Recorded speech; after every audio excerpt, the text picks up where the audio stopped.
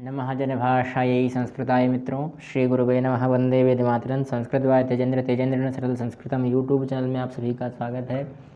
आज हम इस वीडियो के माध्यम से श्री भर्तृहरि नीति शतकम के 14वें श्लोक के बारे में जानेंगे। यह श्लोक भी मूर्ख पद्धति के अंतर्गत ही है और हम पिछले वीडियो में भी इसके बारे में थोड़ी बहुत चर्चा कर चुके हैं। उपजाति छंद में ही है यह श्लोक भी। इसमें भी मूर्खों के बारे में ही कहा गया है कि जो मनुष्य जिनके पास न विद्या है, न धन है, न ज्ञान है, न शील है, न कुछ गुण है, न धर्म है, ऐसे लोग धरती पर बोझ हैं। और हम सामान्य भाषा में भी इसका प्रयोग करते हैं कि तुम धरती पर बोझ हो, क्योंकि जिस व्यक्ति के पास कोई विशेष टैलेंट ना हो, विशेष कला ना हो, विशेष कौशल ना हो, वह भार समान ही है धरती पर। इसलिए भर्तृहरि ने बहुत पहले ही यह कह दिया। और भर्तृहरि नीति शतकम, नीति के जितने श्लोक हैं उनमें सबसे अच्छे श्लोक भर्तृहरि नीति शतकम में ही मिलेंगे आपके लिए। इसलिए भर्तृहरि नीति शतकम को आप जितना हो सके याद कीजिए, समझिए और बहुतायत प्रयोग भी कीजिए समय समय पर। तो प्रारंभ करते हैं। येषां न विद्या न तपो न दानं ज्ञानं न शीलं न गुणो न धर्मः ते मर्त्यलोके भुवि भारभूता मनुष्यरूपेण मृगाश्चरन्ति। येषाम, येषाम अर्थात कहा मनुष्याणाम। येषाम षष्ठी बहुवचन है, अर्थात मनुष्यों का या मनुष्यों के पास क्या नहीं है, कहा विद्या। विद्या किस प्रकार की विद्या? विद्या किसी भी प्रकार की हो सकती है। हमारे पास 6 शास्त्र हैं, 4 वेद हैं और 18 पुराण हैं, बहुत से 108 उपनिषद हैं, ब्राह्मण हैं, आरण्यक हैं, कई महाकाव्य हैं, कई खंड काव्य हैं, चंपू काव्य हैं, बहुत सारे गीति काव्य हैं। तो ऐसे काव्य, ऐसी जो हमारी विद्या है, इस विद्या में से जिसने व्याकरण, साहित्य, ज्योतिष के जो दर्शन, इतनी विद्याएं हैं, उन विद्याओं में से किसी भी एक विद्या का जिसने ना पालन किया हो, ना उसको समझा हो, ना पढ़ा हो, ऐसा विद्या विहीन। फिर कहा न तपः न तपो, तपः विसर्ग को उकार आदेश हो गया तो ओ हो गया वहाँ पर। तो जो जिसके पास न तप है, तप किस प्रकार का होता है? तप होता है जो हमें मुक्ति की ओर ले जाए, वह तप होता है। तो जिसके पास न तप है न विद्या है। और फिर कहा न दानम, दान भी जो ना करता हो, दान को ना करता हो। फिर ज्ञानम, जिसके पास ज्ञान भी ना हो। विद्या किसी किसी के पास नहीं होती पर उसके पास ज्ञान होता है। बहुत से लोग आपने देखे होंगे ऐसे जिनके पास विद्या नहीं है पर उसका ज्ञान है। ज्ञान क्या होता है? जो हम सामान्य जीवन में उपयोग करते हैं वह ज्ञान होता है। यानी अगर हम आग को देखेंगे तो हम स्वाभाविक हमारे पास ज्ञान होता है कि हम आग से जल जाएंगे। कोई बताता नहीं है, कोई किताबों में नहीं लिखा मिलेगा ये आपके लिए कि आग से जलते हैं, ना कोई पढ़ाता। स्कूलों में इसके लिए पीएचडी की डिग्री नहीं मिलती है कि आग से जलने पर शोध करते हैं कोई। तो यह हमारा सामान्य जो ज्ञान है, वही ज्ञान के बारे में यहाँ चर्चा हुई है कि किस मनुष्य भले ही पढ़ा लिखा ना हो पर उसके पास ज्ञान होता है। मान लीजिए उस व्यक्ति के पास ज्ञान भी नहीं है। न शीलम, शील मतलब होता है चरित्र।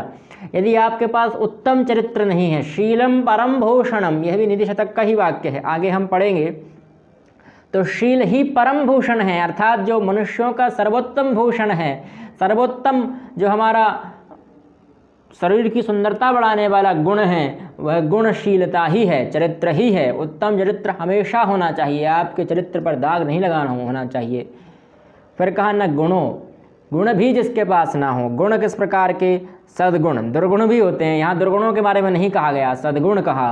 तो जिसके पास न सद्गुण है, न ज्ञान है, न दान है, न तप है, न विद्या है। फिर अंत में कहा न धर्मः। सबका मूल क्या है? धर्म।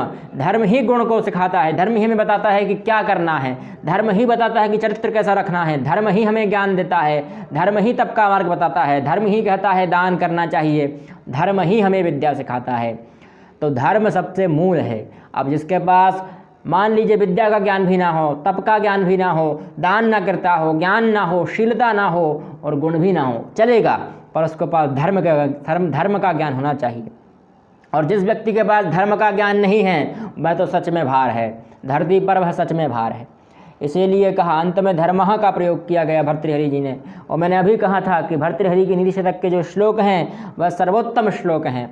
तो यह श्लोक भी उन्होंने अंत में, देखिए किस प्रकार से मनुष्य प्रारंभ से क्या करता है, प्रारंभ से विद्यार्जन करता है। विद्यार्जन अगर मान लीजिए ब्रह्मचारी है तो तप करेगा, तप के बाद यदि वह कमाने लगा तो क्या करेगा, दान करेगा, और जो उसकी विद्या है उसी विद्या से उसको ज्ञान प्राप्त होगा, ज्ञान प्राप्त होगा तो इज्जत प्राप्त होगी, इज्जत अर्थात शीलता प्राप्त होगी, शीलता से उसकी और इज्जत होगी, उसके अंदर नए नए गुण विकसित होंगे और अंत में वह धर्म के मार्ग पर जाता है, मोक्ष के मार्ग पर जाता है। तो भर्तृहरि जी का जो प्रयोग है, विद्या से तप की और तप से फिर दान की और दान से ज्ञान की और ज्ञान से शील की और शील फिर गुण प्राप्त होगा, और गुण से यदि आपके सद्गुण होंगे, ईश्वर के प्रति अभिरुचि होगी, ईश्वर के प्रति आपका मन होगा, तो आप धर्म से मोक्ष की ओर जाएंगे।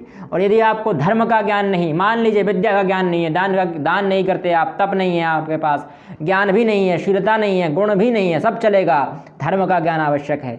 जिसके पास धर्म का ज्ञान नहीं है वह साक्षात इस धरा पर भार के समान है। भार से तात्पर्य है कि वह इस मनुष्य रूप उसने धारण कर लिया। रामचरितमानस भी कहता है कि सबते मनुष्य जो धर्म, मनुष्य का जो शरीर है वह सभी शरीरों में, सभी जीवधारियों में सर्वोत्तम शरीर है।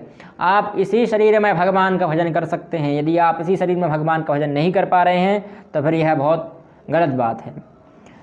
तो यही कहा भर्तृहरि जी ने कि जिसके पास न विद्या है, न तप की शक्ति है, न वो दान करता है, न उसके पास ज्ञान है, न उसके पास चरित्र है, शीलता है, न उसके पास आंतरिक गुण है, न बाहरी गुण है, न उसके पास धर्म का ज्ञान है, तो ऐसा मनुष्य क्या है? तो कहा ते कौन?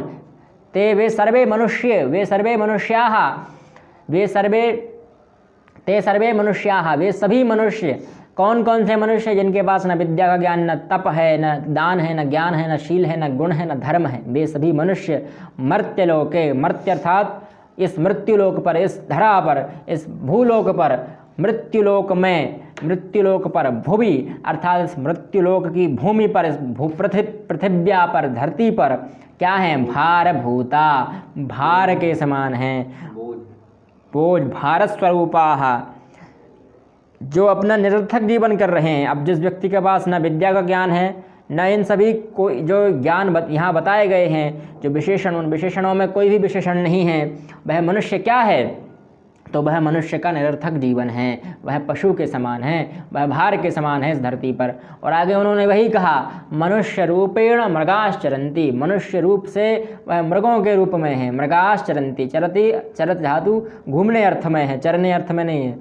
तो वह मनुष्य के समान, मनुष्य के शरीर तो उनके पास है, मनुष्य रूप से वह मृगों की तरह, मृगाह अर्थात हिरण ही नहीं होता, मृग के अर्थात पशुओं की तरह, पशु किसी भी प्रकार का पशु मान लीजिए आप, जरूरी नहीं है वह जंगली पशु ही हो। तो मृगाह अर्थात वह जानवर की तरह हैं, वह पशुओं की तरह हैं। क्या कर रहे हैं? पशुओं की तरह घूम रहे हैं, उनके पास कोई काम नहीं। मनुष्य के रूप में उनका शरीर तो मनुष्य का है, पर वह कार्य किसका कर रहे हैं? पशुओं का कर रहे हैं, और भार स्वरूप हैं धरा पर। इसलिए अपने अंदर जितने भी गुण हैं, अधिकतः गुण विकसित कीजिए। आप अपने क्षेत्र में जितना हो सके उतना सम्मानित स्थान प्राप्त करने का प्रयास कीजिए। भारत को पुनः विश्वगुरु हम लोग ही बना सकते हैं। जो भारत के भविष्य है, जो नई पीढ़ी है, वही भारत का भविष्य है। इसलिए उसके पास विद्या का ज्ञान भी होना चाहिए। जब उसके पास विद्या आ जाए तो उसको तप करना चाहिए, भगवान की भक्ति में लीन होना चाहिए। और जब विद्या से धन आने लगे, अर्थकरी विद्या हमें नहीं सिखाई गई है, हमें मुक्ति मार्ग की विद्या सिखाई गई है। या विद्या सा विमुक्त है, जो मुक्ति की ओर ले जाए वह विद्या है। इसलिए विद्या वही पढ़नी है जो हमें मुक्ति की ओर ले जाए। पर धन भी आवश्यक है। जल से हमें स्वाद नहीं मिलता, पर हम क्या जल पीना छोड़ देंगे? इसलिए विद्या भी हमें आवश्यक है। ठीक उसी प्रकार धन भी आवश्यक है। धर्म के लिए धन की आवश्यकता बहुत है। इसलिए धन भी कमाइए। और धन का क्या करना है? दानम भोगो नाशस्तिस्रो, दान करिए, भोग करिए, नहीं तो उसका नाश तो निश्चित ही है, नोटबंदी हो जाएगी। इसलिए धन जितना कमाएं उसका जितना अधिकांश आप कर सकें, मंदिरों में दान कीजिए, गरीबों में दान कीजिए, जो आपके आसपास ज़रूरतमंद हैं उनको दान कीजिए। फिर कहा ज्ञानम, जब आप ये सब करेंगे तो आपके अंदर ज्ञान की वृद्धि होगी, विवृद्धि होगी। ईश्वर आपको ज्ञान देंगे, जो वो मोक्ष मार्ग का ज्ञान देंगे। फिर आपके अंदर शीलता बढ़ेगी, चरित्रता बढ़ेगी। आपके जो ज्ञान से जब आपका ज्ञान बढ़ेगा तो लोग आपका सम्मान करेंगे। शीलता होगी, फिर गुण आपके अंदर आंतरिक गुण विकसित होंगे, जो क्षमा है, आर्जव है, शांति है, ऐसे आंतरिक गुण आपके अंदर। और बाहरी गुणों से तात्पर्य है कि आपके चेहरे पर तेज बढ़ेगा, आपका जो बल है उसकी शक्ति बढ़ेगी, लोग आपका सम्मान करेंगे, आपके जो पक्ष में और लोग होंगे। फिर जब आप ये सब कर लेंगे तो अंत में मोक्ष मार्ग की ओर, धर्म से मोक्ष मार्ग की ओर जाएंगे। धर्म अर्थ काम मोक्ष, धर्म ही मोक्ष का मूल है। यदि आप धर्म नहीं करेंगे तो मोक्ष तक नहीं पहुंच पाएंगे। ते मर्त्यलोके भी, सभी मनुष्य मर्त्यलोक में इस धरती पर भार के समान हैं और मनुष्य रूप से पशुओं के समान घूम रहे हैं। आज की इस वीडियो में इतना ही। छंद उपजाति छंद है इसमें। अगली वीडियो में हम पुनः मिलते हैं, तब तक के लिए जयतु संस्कृतम जयतु भारतम।